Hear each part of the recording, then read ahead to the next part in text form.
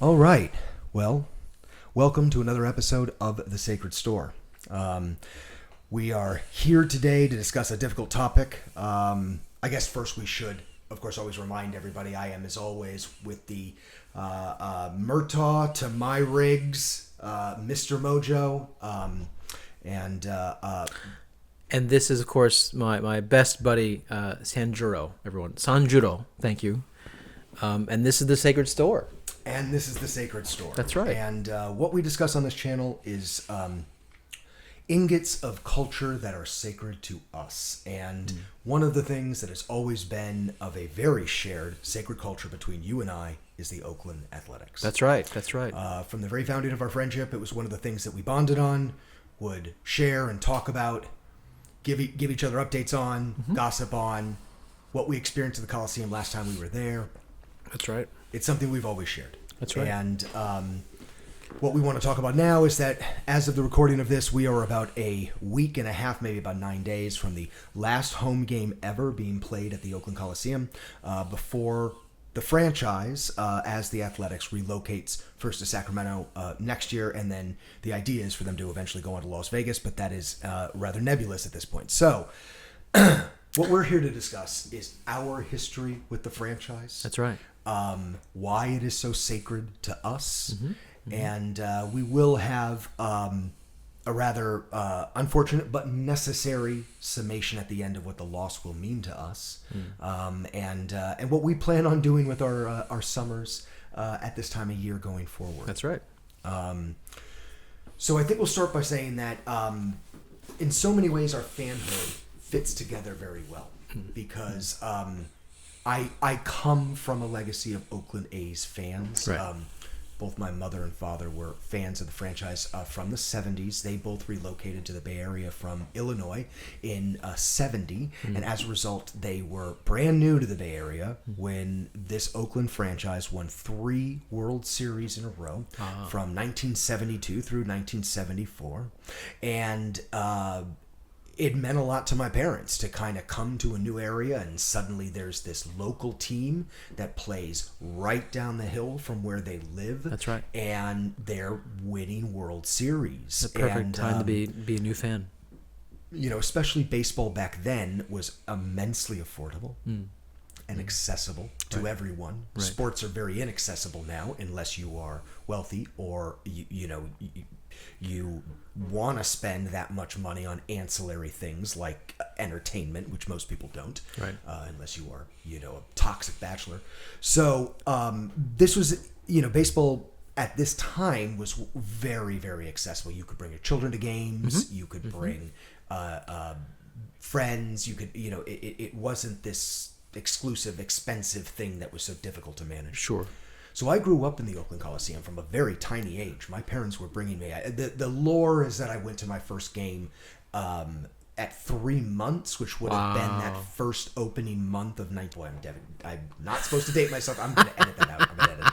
But yes, don't edit that out. No. Baseball season. I was born in February. Baseball season starts in April, and that I was at games. Right at that first April of that season. So I grew up in the Oakland Coliseum. You have a long history there, yeah. And some of my earliest memories were there. Some of my earliest bonding moments, negative and positive bonding moments with my parents were at that Coliseum. Right. And not only that, some of my earliest understandings of the world. A lot of times when I tell people that my first 2 heroes in life were Ricky Henderson and Bruce Lee. And I think there's no larger telltale sign that I was raised in Oakland than those 2 people being my initial heroes. Watching Ricky play when I was a young child was magical. You hear those stories of when you get to see greatness as a small child. And although I didn't have anything to reference, you still knew it was great. You still knew the way it made other people react, the atmosphere in the air, watching Ricky play, watching Ricky run was a very special thing. Truly, he's my favorite Oakland A of all time, right? And amazing to think that Ricky was a local kid. I mean, Oakland Tech. Am I correct? Oakland Tech. Oakland Tech. A strong connection to the area, to the franchise. He was drafted by the Oakland A's, mid-70s. And, of course, at his height, he broke the single-season stolen base record, which I'm sorry, I'm trying to remember now, but it's remarkable. It's almost like a stolen base a game, essentially. Right. And when he broke that record, very important to understand the detail, was his manager at the time was Billy Martin. Very unique and very polarizing figure. He, of course, had been part of the Yankees murderers row when he was a player. Now, he wasn't one of the murderers, but he was on that team. Right. And he would then go on to be a legendary coach that had a long stint here in Oakland. Sure. And when he was manager and Ricky was at his height, one of the things that really helped Ricky get over the hump was it would be Billy who would give him the signal from the dugout when to run. Is that right? So Billy would watch the pitch, the count. He would see the arrangement. And he, of course, was an infielder himself and had a lifetime of innate instincts as to when was the right time to run. And, that's illegal now. A manager can't actually give the signal to run on a pitch. Really? He can tell the runner to steal a base. It's your intention to steal a base. But he can't, at the moment of transgression in the pitch, give the signal, this is the pitch to run on. And the reason is because of the relationship between Billy Martin and Ricky Henderson, and it was so successful, it broke the record. So now that you can't do that anymore. So one of the important details to remember is Ricky left us for a while. The Oakland Athletics had a famous, maybe perennial reputation for not paying their players and not paying their talent. Shocking. Even in the 70s, Shocking. all of that talent eventually left to mostly the Yankees, but often to other teams in order to make their payday. Even after winning 3 World Series for Charlie O'Finley, the owner at the time. But that carried on into the 80s. And although Ricky was considered the greatest leadoff hitter in baseball, the A's just didn't have the money for him. So I believe it was 85, but it may have been 84. He left for the Yankees. And he was gone for a good 5 years, all the way until our second 80s World Series run in 1989 did he return. And it was a mid-season trade, by the way. And I remember running around my neighborhood that we got Ricky back. I remember I went out and I just ran around the streets. Ricky's back. And that was a team that had just gone to the World Series, lost, of course. We're going to get to my experience with the Kirk Gibson home run in a moment, because that's almost as important as any of these other stories. But there was this very strong connection to the A's in the 80s before they started winning. Now, by 87, 88, we had accumulated these in a row rookies of the year, and suddenly our lineup started to really come together, especially when we had developed certain pitchers like Dave Stewart, who had just become suddenly smoke, they called him. And he was, my God, was Stewart at his height so amazing. We were just watching some highlights on YouTube about the ALCS when they beat the Red Sox in 88, and we were talking about the difference between his forkball and his fastball and how they were disguised as almost the same pitch. Very difficult for people to follow and hit. He really was a great pitcher. That very icy stare. Icy stare. Yeah. Would freak him out, sure. Like I said, just as long as you did hear him talk. Terrifying until you heard him talk. But there was just this very strong connection to the A's by the community in the 80s when they were bad. And a lot of that had to do with Ricky. There were a bunch of other players from that time that I remember very fondly before we started dominating. Under Lou Russa, and that was also under new ownership, under the Haas family, who started actually putting money into the team and started actually paying players. What a wistful phrase, new ownership. Oh, that actually loves the city and actually takes care of its beautiful players. Phrase. Yeah. But those were wonderful years, and we went to 3 World Series in a row, although we only won one of them. Painfully against our crosstown rivals, the Giants, who, when looking back, that was almost a series I didn't want to win because I had many Giants friends, grew up with many Giants friends. Let's be very clear about this. The Bay Area is not like other areas where 2 crosstown teams hate each other with unbelievable passion. Don't get me wrong, the Giants are not happy with us for beating them in 89, but there is never been that animosity. I remember so clearly when the Giants made the World Series in 2002.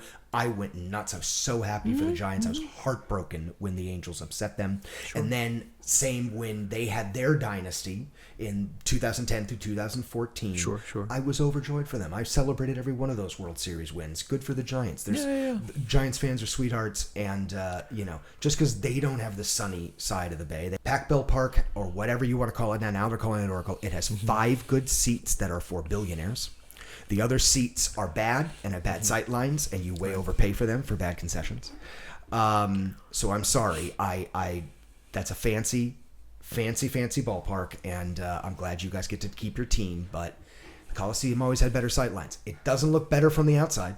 No one's going to argue that. The brick facades of Oracle, whatever you want to call it over there in San Francisco, and the statues outside are beautiful. And the way they have that entire exterior of the stadium designed is gorgeous. But the minute you get in it and the minute you're watching a baseball game, you're either looking at a pillar or you're too crowded by the person next to you, and you overpaid. Or you're watching your phone. I used to call it Orange Disneyland, basically. Yeah. Again, I was just trying to say we're compatriots with Giants fans. I'm not trying to rip on them. One of the reasons why we are being this way is because our stadium has been highly maligned. Oh, yes. Highly abused, frankly. Well. And it doesn't deserve to be. Is it outdated? Yes. Did it deserve a renovation many years ago? Yes. But it also, and I insist on this, has some of the best sight lines of any stadium I've ever been to. And this podcast has a little bit of a theme of this. I am slightly overindulged. I have been to some stadiums. I've seen some great ballparks in my time. I still prefer the sight lines at the Coliseum. I say, give me the grit. Why all this like fake brick facade? Why all the slides and the Build-A-Bears and all that horror. Fair. Sure. It brings people in. Sure. Brings families in. Sure. Yes. Okay. But man, it's rough and ready baseball. Yeah. Give me the grit. Give me the trough in the men's restroom. Okay. Where men stand side by side and do what they must. The trough, man. Okay. It's called the last dive bar for a reason, right? Yeah, for sure. Yes. Right. Well, that's certainly of another era. And hasn't been in a major stadium situation in the United States of America for quite a while. The last of those were removed in the early 2000s, most likely. So, there are aspects of the Coliseum that are antiquarian, and there's no arguing that. But its bones are gorgeous, and its sight lines are amazing. It's a historic place. It's an historic place. Now, of course, we were talking that I spent a lot of years, my father had season tickets from 86 through 93. Nice. So I was going to, 20, 30 games a year at the height of the A's and especially of really of the last 50 years. Only the 70s really at a higher peak, the early 70s than that era. And so I saw a lot of really good baseball. I saw a lot of really great players. We were just talking about a couple of highlights of I was there at Jose Canseco's 40 game when he stole that 40th base. Pretty sweet. I was wearing a Jose Canseco shirt that was already celebrating it because there was so much hype around this. So before he'd even done it, I was wearing a shirt about it. I mean,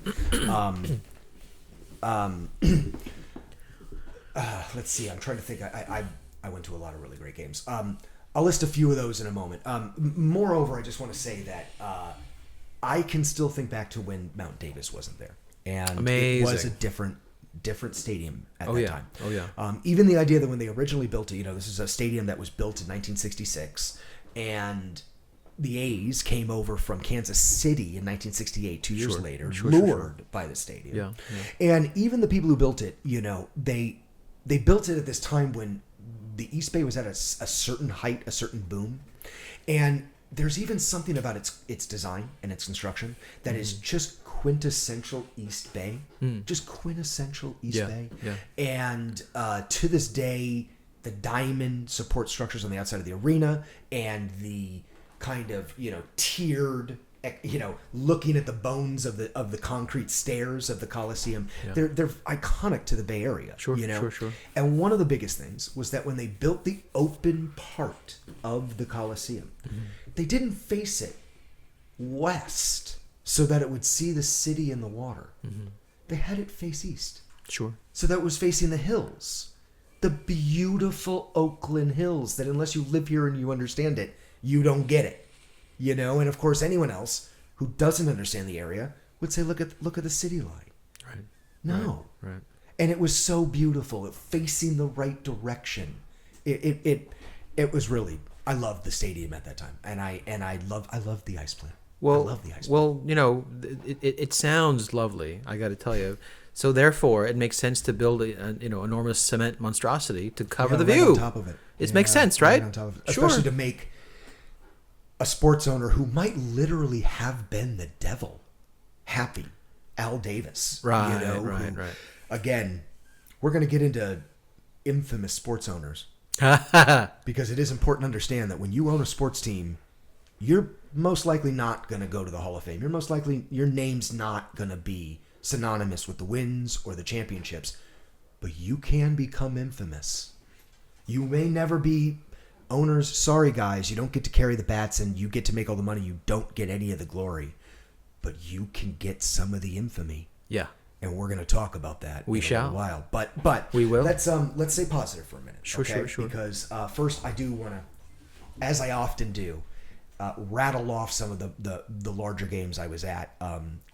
So, Sanjuro, you were talking about amazing games you've been to in your childhood. Yeah. Yes, time to brag a little bit. So Yeah. we were actually just watching this game. YouTube just having the actual broadcast that was put out by NBC. I think it was who was broadcasting at the time. That was the ALCS Game 4 where we swept the Red Sox in '88. Now this is going to come back in a very important part of the story here, okay? Because this year is very important to a personal level of maturation for me, even to the idea that I experienced a certain level of sports loss that kind of forced me to mature quickly on a certain level. Sure. And this particular ALCS had a lot to do with it, and I will explain. So not only do we sweep the Red Sox, I was at that game 4, and I carried a broom, a big 80s plastic broom that we had Of course. stapled a red sock to, because we were so clever, right? And never once did I ever think about the Red Sox fans. Never once did I think about the plight they had dealt with, because of course, if you know your baseball history, at that point they were still on the terrible end of a 80+ year World Series drought that had been caused, many people thought, by the Babe Ruth curse. Right. So you can YouTube that if you want to know more about that, but I don't blame Boston fans for being a little bitter, and especially this was 2 years after the Bill Buckner threw the legs, so they had come very, very close. Yeah. And now they run into the A's at their height. They get to the ALCS, 4 wins away from the World Series, and the Bash brothers say no. Yeah. They slam the door. 4 games. So I was at that game 4, celebrated that game 4. Wonderful win, moving on to the World Series. Right. So now I'm going to begin my little story. Now, in this year, I was at a certain age, let's just say, again, not trying to date myself here, but I was just about to begin playing Little League myself the very next year. And for you, when you're that age and your dad has season tickets, you go games all the time, and that team makes it to the World Series, no one ever explains to you, well, a team has to lose the World Series. That's kind of how these things work. Yeah. For a child of a certain age, you're not prepared for that understanding. And of course, the A's were very favored. Now, I'm going to give a very small historical recap of what happened in that first game, Right. because some people may not know. So, the Dodgers hosted the first 2 games of that series down in LA, and they were not only not favored, but they rested all their hopes on this one pitcher that no one really knew how he was going to do. This guy had a very unique name named Oral Hershiser. Right. It almost sounds like a guy who made, like dental hygiene equipment, Some kind of lubricant. But hey, he was an amazing pitcher. And as we've all learned in the post Madison Bumgarner era, when you run into a pitcher at a certain level, at that time of year, right. Things can go very badly for you. Yes. And so the A's didn't realize quite how good Oral Hershiser was going to be. And in that first game, he pitched nearly a shutout. And the game went into extra innings. Now, of course, the A's brought out Dennis Eckersley, who at that time was at his height. And the Dodgers had this aging hitter who earlier that decade in 1984 had helped Detroit win a World Series with his power hitting. He was this kind of rough and grumble guy with a big mustache by the name of Kirk Gibson. Sure. Now, he was one of these hard-drinking, hard-talking, hard-fighting baseball players that, you know, if he played for your team, you loved him. If he played against you, you hated him. And he was also at the tail end of his career because, just as I said, he did not take care of himself. So, by 1988, he was a crumbling rock star, frankly, you know, and they didn't even know if he was going to be able to play in the World Series. So, fast forward to the 10th inning here. Right. And he's in the basement at Dodger Stadium practicing swings to see if he can pinch hit to try and win this game for the Dodgers. Well, as we all know, he did have a little left in the tank. And they sent him out there looking like a broken man. I remember when he came out and he ran out, I thought, there's no way he's going to save the Dodgers. Like, we're going to win this game. Right. Well, the A's thought the same thing because the A's pitching staff told Dennis Eckersley, don't walk him. Don't pitch away from him. Right. He doesn't have anything left. Right. Just go right at him. Now, because we all know what happens here, Dennis, who was kind of I don't want to call him a Submariner pitcher, but he was certainly heavily sidearm. Okay, he didn't often use speed to get past guys. He was, you know, he had a lot of movement on his pitches, and he'd vary between, you know, a slider and this kind of cutter that he would throw. Right. So he decided he was gonna get Kirk Gibson on this slider. And it was this very kind of under-delivered pitch. Like, I've watched the replay a million times in my life. It doesn't look like the type of pitch that has the velocity to be a home run. It doesn't look like the type of swing that has the velocity to take the ball over the fence. Right. Both happen. Right. In fact, Kirk Gibson almost threw the bat at the... Like, rewatch it on YouTube. It's not this power swing when he keeps the hands in and it's this, he throws the bat at the ball, keeping a hold of it with just his fingertips. Sure. And it just pop and it goes over the left, well, it was left center. And that was World Series Game 1 against the Dodgers. And little Mikey grew up a lot that day. I see. Little Mikey grew up a lot that day. Now, let's get to where the real growth happens. Fast forward 3 games. One more game to the Dodgers. Two more games to the Dodgers. They take game 2. They take game 3, the first game in Oakland. Now we're in game 4. This is the game to keep Oakland from being swept. Sure. This is the first World Series game I ever attended. I'm not sure I like where this story is going. In fact, I don't. I know I don't. It doesn't end where you think it does. Well, So, I go to this World Series game, kind of oblivious to the fact that I might witness a sweep. And I go just thinking I'm going to the World Series. And I'm going to see Mark McGwire, and I'm going to see Jose Canseco, and I'm going to see these heroes of mine. Well, the guy sitting next to me, and I look back now with adult eyes, and I realize that I almost think he was kind of punking me a little bit. But at a certain point, he leaned down to me and went, you know, the louder you yell, the more likely it is the A's are going to win. Oh. Well, little Mikey went hoarse. Yeah. Little Mikey, for the first time in his life, lost his voice. Right, right. The game goes to overtime, goes to extra innings. Right. Mark McGwire comes up to the plate. I remember watching that at bat thinking, if I yell hard enough, Mark McGwire will hit a home run. I must have yelled hard enough. Mark McGwire, who at the time was my favorite player, I trust me, looking back on it now, Ricky takes the cake, but if you remember on his 88 team, Ricky was a Yankee. Right. Mark hit that home run, and I have to admit, I even think to this day it may have been my greatest sports moment I ever witnessed. I remember watching the ball, and I remember thinking, "There's no way that's going. There's no way he hit a home run. Did I just watch him hit a home run?" Like, and those moments happen like in slow motion, like as you watch the ball go into the crowd. Sure. And man, I thought that stadium was going to come down. I thought that stadium was going to come down. And so that game still is. I've been to a few other great sporting events that, lived up beyond the moment to become historic. But this one Sure. might sit in all time. But this is also where it comes back to getting humbled. A day later, I catch a flight with my mother to Boston to visit some family. Yeah. In Boston. They lived in Winchester, Massachusetts. Okay. My cousins, the Dulongs, and their father had season tickets at Fenway, and we had just swept them. Right. So I go there, down 3-1 in the World Series. I'm a little boy. Like, this has all been very kind of emotionally taxing. I got to watch Game 5, right? Right. Now, how old are you exactly at this point? I don't want to give that away. Okay. But Okay. Little boy. I'm not a teenager. Okay. Okay.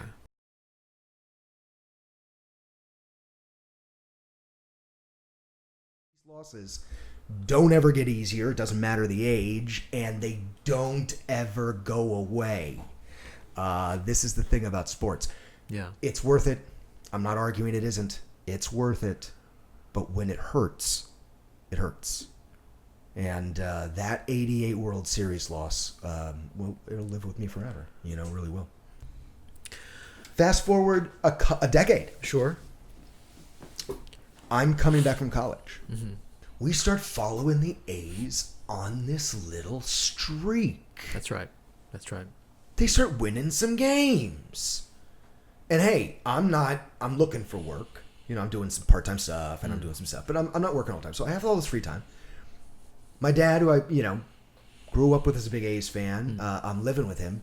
Mm-hmm. Game 18.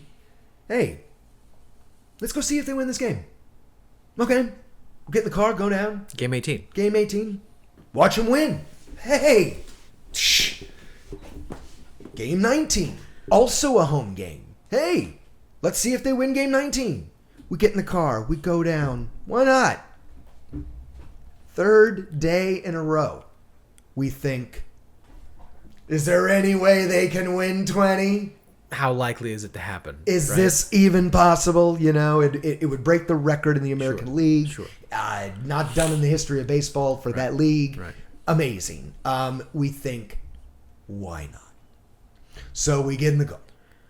We get these kind of normal seats we now get on the third base side. In the old days, we used to always get it first base side, right by where the visiting pitchers warm up. Nowadays, we like these seats that are third base side, in Ellen's section. Third base side is always fantastic. Third base side, Ellen's always the best. Ellen's the best. But anyway, we get there, and the game turns into this crazy blowout. Yeah. And it's like, oh, well, there's no way we're winning this. Like, oh, okay, well, at least we saw him win 19. We were here for the other, sure. But the game, it was an early evening game, and it turns into night, and the A's start scoring. I mean, we were down. We were way down. I can't remember. I should have looked all this up, but we were we were like 10 runs down. Right. It was something that was like like we're not coming back from this, and we start scoring, and we start scoring. It's like, no way, is this possible? And we tie the game and push it into extra innings. And it's no way. And I remember when Scott Hatteberg came up to bat, man. I remember that entire at bat so well. I remember him hitting the home run. I remember all of us being like, no way. I even remember the famous footage that's in Moneyball where they unfurl the big 20. See the unfurling of the banner? Oh yeah, man. Amazing. Like, it was a great night. In fact, I'm remembering right. I almost think it was a fireworks night, but it was a night where no one left. Everyone lingered. Long after the game. Right, it was amazing. Right. It was amazing. Right. Yeah. Wow.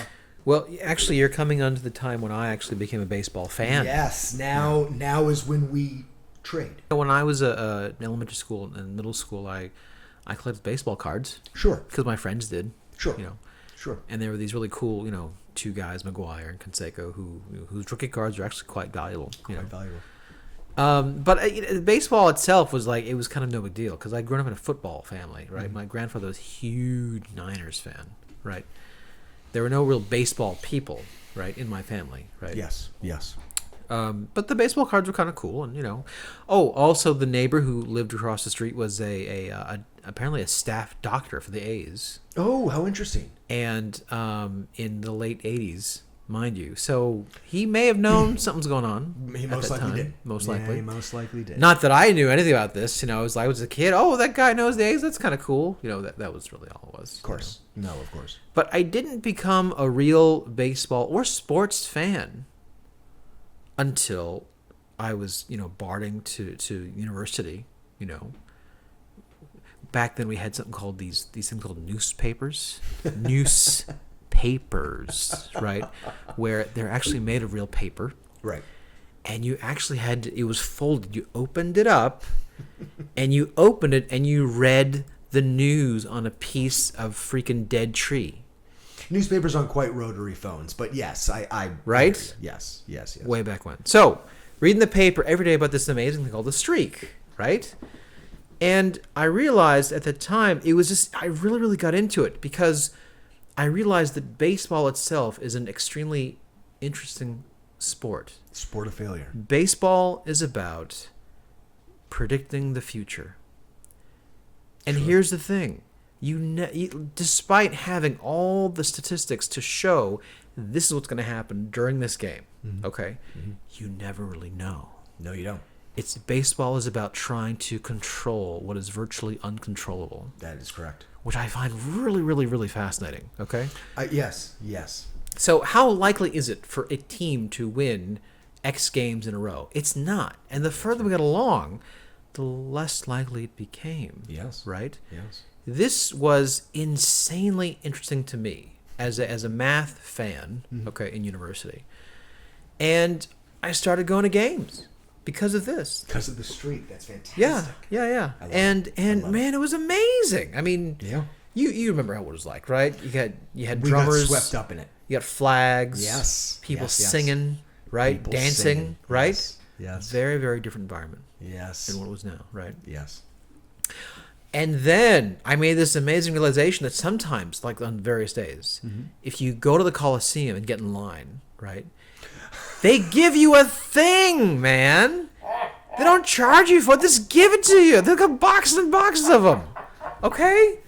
This gets to the heart of it, where Mojo is the tchotchke king. That's and, right. You are the tchotchke king, brother. And every time I would check in with him and Jimshi, they would always be in line to get the promotion. That's whatever right. The promotion was. That's right. You guys be ready for it. Be getting in line for it. And 2.5 hours, 3 hours before. you guys have warehouses. Of this stuff. Okay, that is the Like- the secret shame. True, we have crates and crates of Crates. A's stuff we'll never get rid of. Great. Never. Okay. Yeah. So, So I must say that we became super ultra fans Yes. when the kid in the chair was born. When the kid in the chair. The kid in the was chair, born. right? So we will mention at this point that we have a teenage producer who we're not going to let on camera because obviously he's underage. But Right.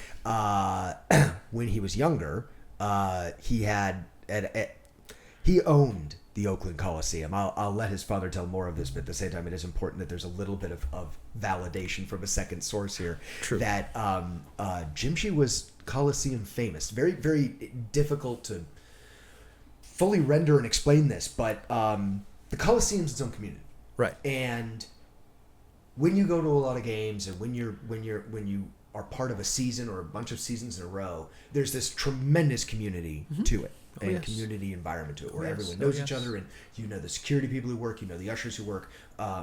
Everybody has kind of this communal sense, and for a time period, Jimshi may have been one of the most famous people in the Coliseum. Truly, where everyone knew him, everyone recognized him. He was on the jumbotron every night. Yes. And even this is I love this. Through our personal history, we started working together, and this is of course before the kid was born. And then we diverged, and I went on a different career path, and we wouldn't see that much of each other. No. but I always knew where you were. You were at the Coliseum. And furthermore, I didn't need to know where you sat. Yeah. I just needed to wait to the inning Yeah. where I knew the kid would go to the one main, pathway. It's like an aisle. It's like a you know, circular aisle. that goes right behind the first deck from third base, behind home plate, Right. all the way around to first base. Right. Although he'd go in the opposite direction. Sorry, he'd go from the first base side to the third base side and back. And that's how I knew I could always find you and Correct. I could always run into you. And for years, That's right. that's the only way you and I would see each other. For years, and because you know I've been friends for a long time.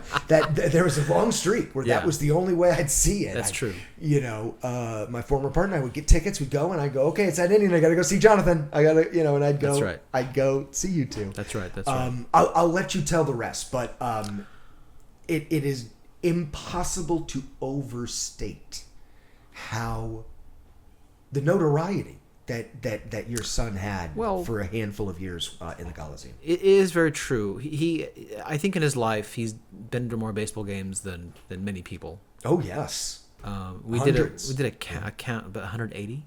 Oh yeah, Not 200. That about might be 180. even shorten it, but yeah, okay. Yeah. Okay, So his first game he was 4 months old. just like We dressed him. Yeah, we dressed him in a little blue Eskimo suit. We were so scared he'd get sick. Okay. So he was like warmer than most planets, I imagine. I Okay. remember that story. Yeah. Yeah. And we brought him to many games after that. Okay. And around this time, we started meeting this lady who'd always come around. She'd walk around with a big yellow mic, okay, with a camera behind her. And who's that person? Oh, I've seen her before. Yeah, she's what we Yeah. learned is the in-game host. The broadcaster. That's her title, yes. in-game host. Oh, interesting. Okay. And her job, and she had a group of PR, kind of interns and et cetera, called the Herd, right, who would help her out, including Stomper. Herd, Stomper was on the Herd. Yes. Okay, of course. Yes. So, and what would she do during the game? Well, in between innings, she would talk to the crowd. She'd interview people on the Jumbotron, give away prizes, that kind of thing, right? Kind of, feel good stuff, Yes. right? Yes. But it turns out that, of course, the kid in the chair, not wanting to be the kid in the chair, right? Wanted to, run around and stuff, That's right? That's right. We would simply go to that semicircle, and the kid would go and just run, okay? And here's Mr. Fat Guy, Mr. Fat Dad. You better get that kid. He's running. I got to run after the kid, okay? So keep in mind, for all these years in the Coliseum, I had been used to sitting down, Of course. watching the game Right. for more than a few innings. Right. No. This was not to be the future. No, I'm sorry. No. So, second inning, we go. He runs. I chase him back and forth and back and forth. Yep. And at this time, he would literally meet everyone there. Oh yeah. All the season ticket holders. Oh, yeah. All the Herd members, the security people, Yep. the vendors. Okay. He was so friendly. Go up to everybody, and everyone just had this great reception to him. That's right. That's right. The music comes on, he would start dancing, the crowd would just love it. Okay. Yes. And we met finally the in-game host, whose name is Kara, right? Yes. And her camera crew. Yes. And the camera loved this kid. Truth. And imagine 180 games over the course of 5 years. How many times has this kid been on the Jumbotron? So many. Well, it was I'm honestly not exaggerating when I say there's at the heart of it. He was on the Jumbotron every time he went to the stadium. So at the heart of it, it wasn't like, oh wow, once again in a month. No. Like you guys went to a lot of games, 20 to 40 games a year, and at the heart of it, not maybe not at the very beginning, and maybe not now that you guys have got, had that big break after Japan, but up until at the heart of it, every game he was on the Jumbotron at least once. It got to the point where Kara would walk around, do her rounds, and carry the kid in the chair in her arm, and people would say, Kara, do you have a kid in the off season? What happened? Yeah. Oh my God! Right? No, it wasn't her kid. No, That's very sweet. Yeah. Very, very sweet. So it got to the point where my dad, who was working in downtown Oakland at the time, right, for a medical company, he had, of course, his grandson's picture on his desk. Of course he would, right? Of course. And his boss walked by and said, "Hey, do you know that kid?" "Well, yeah, he's my grandson." Do you know the Coliseum famous child? Wait a minute. "That's your grandson? That kid? Wait a second. That kid's at the Coliseum every night. We see that kid every night, right?" Yep. So yeah, the kid in the chair has been on the TV, several times. And I love that story. Yeah. Where I watched so many A's games on TV back in those days, and of course I saw little Jimshi on TV, and this was back when we actually had smartphones. By this point, right. I took a video of him on TV that I sent you, and we still have that on the chain. It's saved in the storage. In fact, hopefully I can pull that out and put it in as a clip here. Famous picture. It was Star Wars Day. He was wearing Star Wars night, and he was wearing the Yoda outfit. That's right. Oh my That's God! right. This was long before the Mandalorian. He was Grogu before Grogu. That's right. He was. I mean, that's right. It's very true. Are you kidding me? Yeah. Disney owes us royalties. One of those people who works on the Mandalorian was at the Coliseum and went, wait a minute. That's right. Boom! Lightning bolt. No, I'm not kidding. That's hilarious and true. He looked like Grogu. A decade before that little baby graced TV. That's right. So Sanjuro, I know that your memories of the A's, you had this amazing childhood when you grew up in the Coliseum. Yes. Right? Okay. I did not. But I know that your experience of the A's had a lot to do with the games, the players, what happened in the game, right? Yes. Realize that my experience of the Coliseum was not really watching the game. No. It was watching the kid in the chair. Yeah. Right. Run around. Right. No, exactly. So a lot of it had to do with the relationships we built with people we met there. It's the truth. Right. No, it's the truth. So like I say, all the season ticket holders knew Jimshi by sight. Right. And they knew me by sight. Yes. So they would, when I would go there rarely without the kid, they'd say, "Where's the kid?" Mm-hmm. Right. Of course. So, I could. There's so many great memories of people we met and experiences. I mean, like, true 180 games means that sometimes the players will see you, okay, and recognize you, right? They do. Especially if you hang out in the parking lot after the game where the players drive out. You guys would do that very often. And you get a few autographs that way, You didn't bring out the hat. Well, I'm wearing it. You're wearing it. It's right here. You see, it's the lighting. Right. Yes. So, yes. I mean, I remember a time when, Jimshi made everyone aware that, Jerry Blevins was his favorite relief player. pitcher was his favorite player. Yes. And he told Jerry that Yes. a few times, the bullpen, right? Yes, of course. And then there was that one game where he was like 2 years old maybe, where Kara, is interviewing him on the Jumbotron and says, "So who's your favorite player?" And he says in a very, very cute voice, "Coco Quisp." Right? Coco Quisp. That's right. Yeah. And so, which is the whole stadium blew right? up. Yeah. So after the game, in the parking lot, Jerry Blevins drives up and he stops and he says, confronts a 2-year-old. "Hey, yes.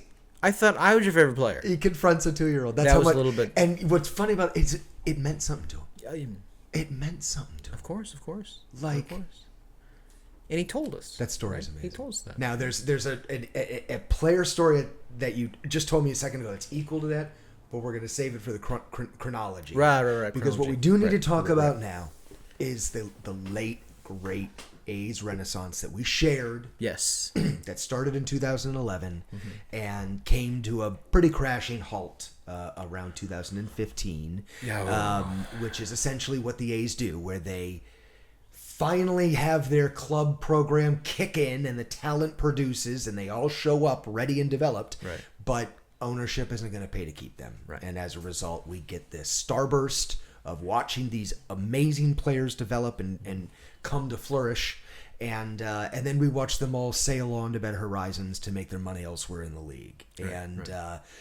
One of those great stretches was from 2011, really through 14. 15 is a very difficult animal, but the real years were 12, 13, and 14. They were magical years, and prime kid in the chair years. Prime kid in the chair years, and then not just that, the franchise, the confluence was there. I don't want to give anything away, nor do I want to ruin it for players of any other period. But talking to Cara just the other week, she admitted to me that was her favorite period of the Oakland Athletics. Yeah. And I love that we kind of share that with her, Right. because that was an amazing time. And the players that played during that period will forever be part of my baseball Hall of Fame, for my personal experience and how I remember them. Now, I was a giant Yoenis Cespedes fan. There's a lot of things we can question about characters and what people do when they make a lot of money, especially when you're from a relatively dystopian country that is struggling to stay above water. I don't judge Yoenis. I still love him to death. And when he parted, that day he was traded, was probably one of the largest sports kicks in the stomach, I ever had. I think I got about 50 texts that day of people just being really? like, well, because he at that time, social media was just, kind of barely burgeoning, frankly. Sure. And all I ever did was post how much I loved watching Yoenis Cespedes hit home runs. So everyone knew. I had drawings of him up on social media. Right. I draw a lot of players, but I loved Yoenis. He had amazing talent. That arm. Not the hands. But the arm. The arm was really kind of amazing. Finally got the ball in hand. Yeah. That arm. And but even just, I'll always remember the home run derby. Oh yeah. That year, and he just la potencia, the power. But those years the A's were full of these crazy characters that you remembered and had so much drama behind them. Grant Balfour, hello. The Rage. Grant Balfour was a great one. He was everyone of that time had a kind of outlandish player that was their favorite. Yeah. Those years. Me and my partner were giant Josh Reddick fans. We were Reddick. I loved Reddick. Fans. Yeah. One of the things I loved most was I mentioned that to Cara, and she went, little country for me. Accurate. Oh, that's Accurate. funny. That's funny. And the correct response, but for whatever right, reason, right. we love Josh. Yeah. And Spider-Man, that was his thing, right? Spider-Man with Pie. You Pie got Day, it. remember that? Pie Day? You got it. Many, man. many Pie Days that year. I loved when he would surprise folks with the pie. Anytime Yeah. you had a walk-off. Oh, yeah. Anytime you won the game on the last play, you were getting a pie in the face That's from right. Spider-Man. That's Yeah, right. That's right. That's right. And there were a lot that year. That was the walk-off year. That was the year of walk-offs. I can't remember the final count. It was somewhere around 12, but it was nuts. It was a nuts year of walk-offs. Right. And so many good ones. I'm trying to think of some other big standout players who we love so much. You already mentioned Coco, but of that era, he was the veteran player that came in, settled that whole clubhouse, and turned them into winners. They were a motley group before he showed up and gave them confidence. And I still remember some of the home run steals he had up against the wall, over the wall. Oh yeah. Oh, Coco. And it wasn't just that. His personality, his love of playing here was so infectious, and this city loved him. Do you remember the Bernie Lean? Oh, do I remember the Bernie Lean? I still have the bobblehead that is, of course, that is Coco doing the Bernie Lean. Of course. I should have it out here. The kid that he specialized in the Bernie Lean, of course. Bernie Lean was the best. Man, that was great. The Bernie Lean was the best. And so Bay Area too, referencing this crazy 80s film. We are going to have an episode that is entirely on films that could have only been made in the 80s. We should, actually, yeah. I half written my side of the script. Sure. Weekend at Bernie's is one of those crazy films that just never should have been made, makes no sense, has no absolute rhyme or reason to it, but it is actually a fantastic watch. And the fact that they turned this kind of Bernie thing, it's just so Oakland. But not just so the movie, Oakland. it's the watching the film and then imagining, oh yeah, that's a dance. That's a dance. I guess it is. Now it is. Love it. That's right. Love it. That's right. Love it. So you were talking about a very, very famous game. I was there too. We were both there. Okay. Oh, okay. Right. So now we're going to talk about the 2012 AL West clinching. Your boss had let you have the day off. I love this story. I was there with my boss. Oh yeah. So I love this story. Yeah. We were following the whole season. If you don't know the story, in 2012, the A's never led in the AL West. We trailed the Texas Rangers the entire time. That's right. And in the final game of the year, Texas here in Oakland visiting us, it was a one-game playoff for who would win the AL West. That's right. Because the winner's going to walk away with it.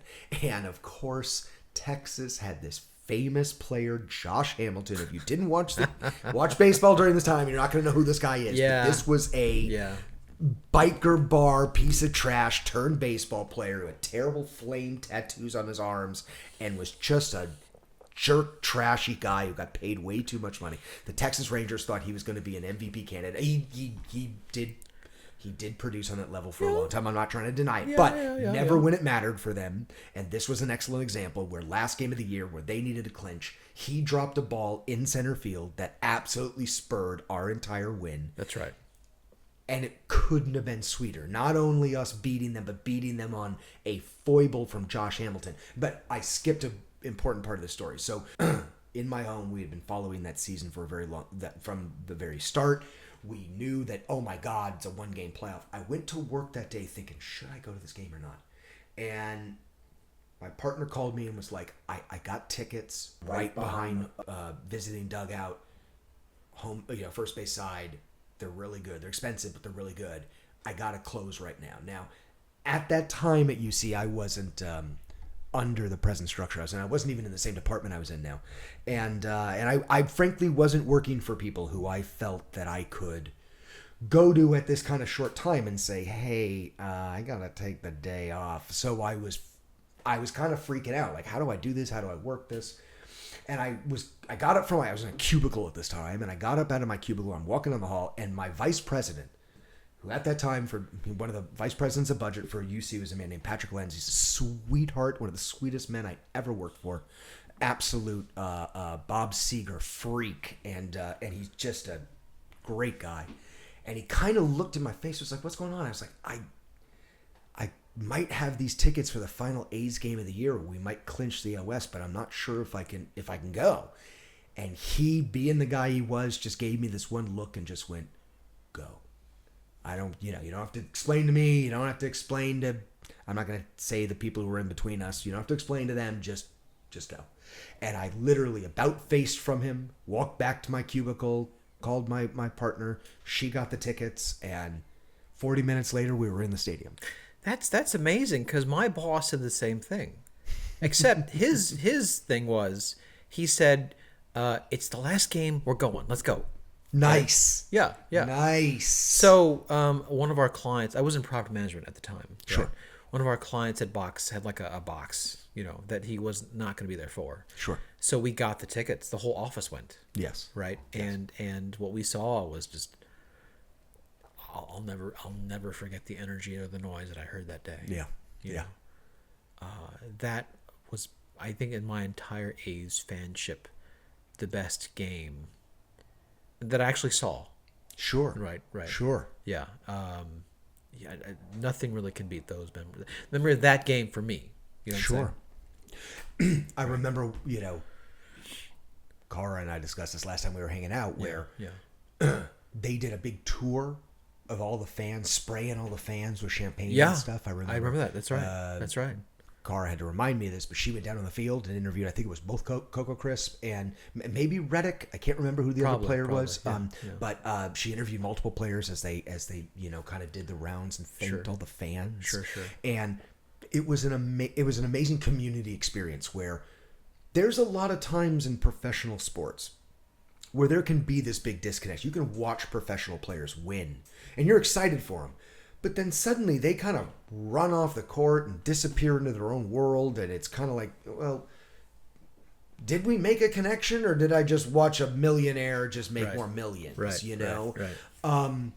This was not like that. This was, they won for us. Yeah. Like that game, I was there in the 80s. I was there for those heights. Those teams didn't do that. They didn't come out No. and thank the fans like that. They didn't do a tour and slap everyone's hands. And my wife and I, we got those tickets. We went right up to the field and just celebrated with everybody, just like reaching our hands like. Right. Of all the A's games I've ever been, and obviously we just listed some pretty big ones. I got to admit that AL West clincher it sits in the top. Yeah. It sits in the top. It does. Wow, that was a game. It really was. Yeah. Now, I also was there for the Andes Sonny Gray loss to Detroit. I was hoping not to remember that one. The legendary Verlander. Strike zone that extends about 2 feet out into nothing by an umpire named Angel Hernandez. I'm getting hives with hearing that name, man. Yeah, and all baseball fans should. I don't think there's a single baseball fan on earth that doesn't hear that name and cringe. Right. Also, if we're ever going to thank Angel Hernandez for anything, it's eventually humans shouldn't call balls and strikes. And thank you, Mr. Hernandez, for ensuring that. You're such a bad umpire, you eliminated umpires essentially forever. Good for you. We should. Robot umpires are great. We should do that. Good for you, Mr. Hernandez. Yes, thanks Set a the lot. bar so low it must be automated now. That's right. But that was a tough one. Sonny Gray was a prodigy. There was a moment where he looked so good, and he was pitching so good for us. A 4-ball pitcher who could throw all 4 pretty evenly and pretty well, mixed them up pretty good. I don't know how much our audience understands the sport of baseball, but it's all really about the how quality you can throw a number of different pitches. If you can throw 5 perfect pitches, you're Greg fucking Maddux. Most pitchers can throw 3 and they build a career off of 3. But if you can throw 4 and Sonny Gray could throw 4, you got people guessing, Right. And Sonny had people guessing. He really did. He had this slider that would cut. And man, it had people swinging. It had people looking foolish. Sure. You don't give Verlander those 2 feet on that strike zone. The story of Sonny Gray becomes remarkably different. Right. So you mentioned relationships, right? Yes. Right. The Yes. relationships we've built and we continued to build. For those 5 years we were there. Yes. Were very, very special. Viewers don't know this, but in July of 2015, the kid in the chair, myself and my wife, the family, we moved to Japan. Yes. So what we're really talking about, the kid in the chair, right, from April of 2010 Yes. to July of 15, Yes. we were there nearly many games, Yes. right? So knowing that it'd be our last homestand in early July of 15, that summer, we were treated to just amazing treatment by the staff. The herd, Cara. We went to the announcer's booth and met Dick McFarlane. Oh wow. The voice of the A's, of course. Right. We went in the field. We I think most important, the herd gifted the kid in the chair with a headband that said "The Herd." The herd, yeah. It's the headband they all wore. Yeah. Right. Yeah. And we were interviewed on the Jumbotron, and Cara asked how many games we've been to. Right. We told her, and everyone knew we were going to Japan, and wished us well. It was really, really amazing. Yeah. So, one of the games prior to that last game, we were actually in the parking lot as we usually were after the game. One of your parking lot Right, waits. right. Yep. Many autographs that I way. love this Many. Oh, I know. Guess who rolls out and stops his car? Stephen Vogt. I believe in Stephen Vogt. That's right. The catcher for the A's, of course. And Stephen says, "Hey, I heard you guys are moving. Is that true?" It's true, Stephen. Yes, it's we're going to Japan. Oh, that's a shame. We're going to miss you at the Coliseum. It was just really, really nice. A very, very small thing. It took 40 seconds out of the guy's day. Okay, his commute home. Yeah. But he mentioned to us that his wife was Japanese and he had family there as well, and it just meant the world to us. Again, the relationships. Yes. You know, people you meet, people who know you and care about you enough Yes. to stop their car and say, and wish you well. Yes. You know, that was a very, very, very special thing he could have done. There are many, many stories like this, you know, being A's fans. And you know, I haven't told you I was Grant Balfour's landlord. Oh no, you have told me that. I have. Okay, I Yes. told you. They don't know, Yes. but you know, yes. Of course, yes. A very funny tenant, Grant Balfour. I can only imagine. Put it that way. I can only imagine. So it is at this point I am going to be slightly earn my nickname with some of my sardonicness. And I'm going to say for all of these stories, I don't think the Boston Red Sox have a lot of these stories. I think that they have a beautiful stadium that has a lot of families and tied with ownership, but I don't think a family that isn't part of the 1%, I don't think a family that just had season tickets for 5 years is going to be embraced by players like that. I don't think Dustin Pedroia said to someone who had season tickets on the third base line, "Oh, I think you're going to be moving. You'll be missed." Red Sox fans aren't losing their team. Yeah. You know, something very genuine is being lost here, and something not common in the sports community world is being lost here. Or history, I would say. And that should be recorded and that should be understood. Right. Oakland is a beautiful place, and it's a beautiful place to have a sports franchise. You know, our sports franchises win championships on all regards. We've never had a professional franchise in this city that didn't win a professional championship for this city. And that includes the Warriors and their dynasty that took a long time to mature, but boy, did it mature. Yeah. And again, it has to do with healthy ownership. I want to thank Jacob LeCobe and all that he put into the Warriors. I also want to thank him for the bid that he gave to John Fisher, who John Fisher turned down. So let's make it very clear that Fisher has had every opportunity to make his money back. Fisher has had every opportunity to not only make himself whole, but make himself successful by any measure of sports investment and walk away with hands clean.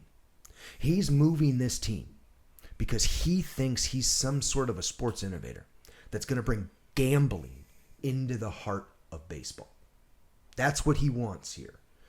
Las Vegas is so that prop betting, and if you don't understand what prop betting is, it's when someone gets to second base, a little hashtag code is going to come up, and you can then take the odds right then and right there as to whether that guy's going to score based on the probability, and you could put money for or against it right at that moment on your phone.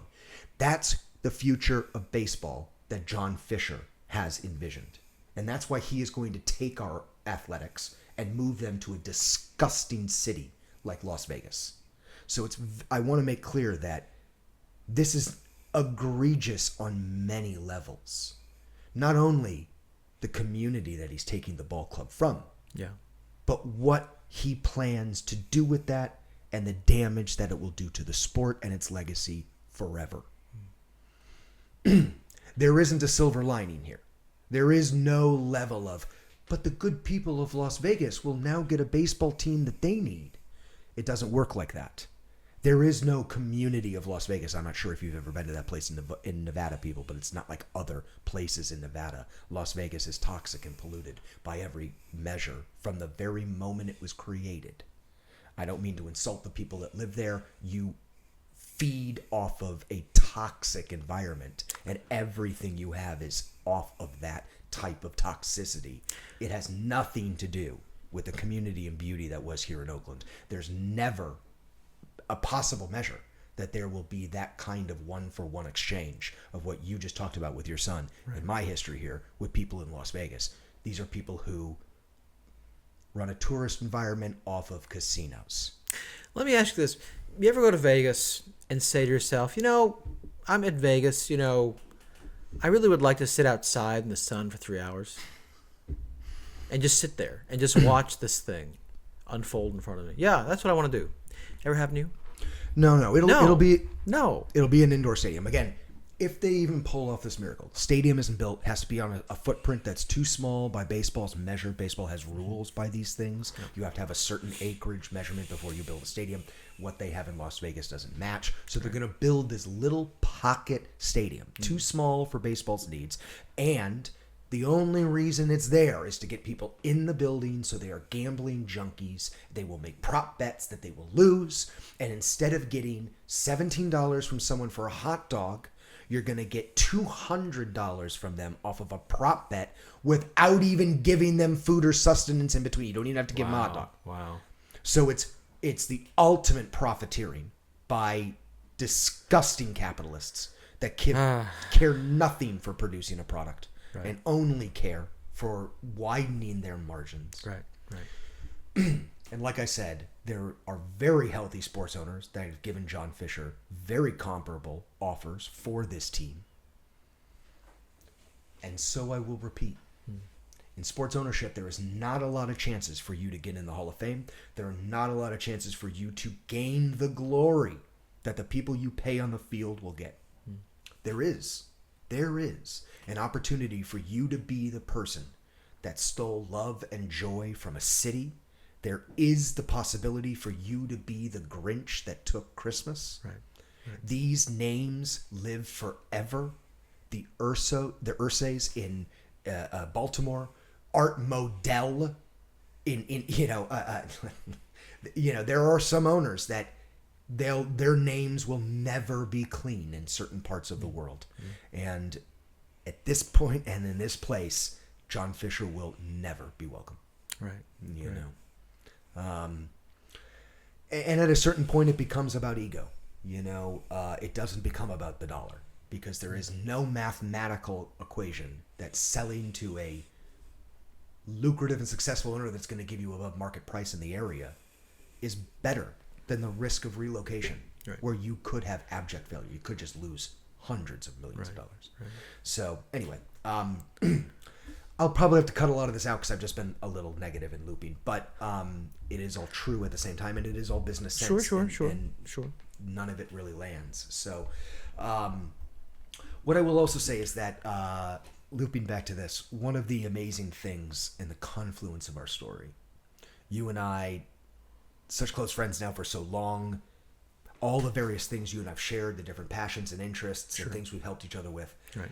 The A's, even down to the fact that you made this connection with Cara in stadium over all this time. True. And of course, I went to high school with Cara, and not just went to high school. We were part of the exact same graduating class. I knew her. I knew her boyfriend very, very well. We were rivals, in fact. This was a shocking fact I learned about you. And fascinating small world stuff. Yes. To find all of that. Now I didn't really reconnect with Cara until just recently, and of course she always asked me, over all the years, why didn't it's like, well, there's 1,000 fans. I didn't want to run up to you and be like, oh, we went to high school here. But no, now that you and I are so close, and now that you guys are back in the States, it's been wonderful to close this circle and go to the stadium and see her, and we just wish it wasn't coming to an end. Right. At some point, for us at least, it became not about the A's baseball anymore. Although the A's baseball has been wonderful. Always. It was just about hanging out with Cara. Yep. Yep. I mean, and that's a testament to her and her staff and Ellen and Lonnie and my best friend Eddie and all the other great people who work in that Mimi stadium. Was always wonderful. We have a large family there. Yeah, that we love so much. We do. It'll be very sad to not go there anymore and not walk around and just say hello and see them. It's a community that we will miss a great deal. They're not going to be gone. They'll still be around. No. But it will be. People will still be there. Baseball team won't. But it was certainly where we met, and it was how we bonded. Right. And when you remove a pillar from a community, there is terrible residual loss. Right. And this is an example of that. I've been telling people recently that one of the reasons why this haunts me so much is, as a sports historian, all I am revisited with are images of Cleveland Brown fans when they lost their team, you know what I mean? And that final game when they cried and all the players went up and hugged them. And, of course, that got made whole because eventually through an expansion team, the NFL gave the Browns back to Cleveland. Do you think baseball's going to... No, of course not. The owners already had a chance to defend us, and they already left us out in the wind, which is one of the reasons why I am permanently divorcing baseball. It's, frankly, everyone listening to this already knows it's an obsolete sport. You aren't wrong. And as I said, in future years at this time of year, I will be watching the WNBA. I will be watching the Golden State Valkyries, who start their first season next year. Right. And at this time of year, I will be watching an entirely other sport. I can't see myself being a sports fan any longer, to be quite frank. I mean, maybe pickleball. I like pickleball. Maybe pickleball. You do love pickleball. I do. But apart from that, I'll watch any sport with women playing. I think they're, amazing athletes. And, I've been selling everybody on the W. That's right. The W sells That's itself. right. It's one of those great things where all I got to do is bring people to it. The product sells itself because there's only 12 teams. There's so much talent on every team. It's ridiculous, actually. But it is amazing. It's true. But I don't think ever again in my life there'll be another. I'll be a sports fan where half my closet is full of green clothing. I know. Or have crates and crates of tchotchkes, bearing players' names who no one remembers, okay, but who are engraved in my own memory and my family memory. You know what I'm saying? No, I won't be a sports fan like I was an A's fan. No, I don't think so. No, not gonna happen. Well, brother, I'm overjoyed that you got to share this franchise and that stadium, that experience with your amazing child, who, of course, I love so much. And the heartbreaking aspect is that even at my age, I am not giving up on the hope of having children. However, my children will never be able to attend an Oakland baseball game, an Oakland Athletics baseball game, and not at the Coliseum, and not with our shared thing. True. True. But your nephew has. Keep this in mind, Uncle Sanjuro. Okay, your nephew has. You both share that amazing, very, very unique, I would say, aspect of your childhoods. You know what I'm saying? And that connects you in a way. We are very connected in that way. Yes. I wasn't as famous as Jim. She owned that Coliseum. Don't get me wrong. Everyone, as a little boy, everyone loved me too. But he was Jim. She was loved in the Coliseum. He had the advantage of transmission. You know what I'm saying? Oh yes. Huge TV screen. Huge camera TV technology. Screen, cameras. Right? Yes. So fair point. Fair point. Yeah.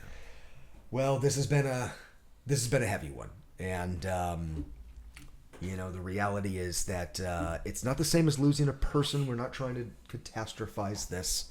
It's not a human loss, but it is a cultural loss. It is. No one would ever say I'm moving Disneyland. No one would ever do that. Right. And you and I, to us, this was a kind of Disneyland, and it's a loss. It's a very big cultural loss, and you and I have every right to feel it on a exorbitant level. We have every right, and we shall for a long time. Yes. It'll always be a wonderful part of our mutual histories. We will always bond on it. That's and, right. The Oakland Athletics as a forward existing franchise may not exist, but will always exist in our hearts, exist in the sacred store. Yes. And certainly the memories and what it meant to us will always be sacred. Absolutely. For sure. Tough one, brother. Tough one, but I'm glad we sat and talked about this. It certainly helped me face it. You and I still have the final game to go to in the next week. It's going to be very hard for both of us, but we'll have a lot of footage that we'll share. I'll edit in a bunch of footage from that. Yeah, boy, I don't know really how to face that, but I'm sure it'll be a tough one. Thank you for joining us. We usually will be a lot more positive, a lot more cheerful. This was a unique one, and we really appreciate you sitting through it with us. Because it is certainly sacred to us. Here at the store, it's our job to tell you about what is sacred to us. The real magic, of course, is finding what is sacred to you. I hope that you come back and join us next time here at the Sacred Store. Thanks a lot.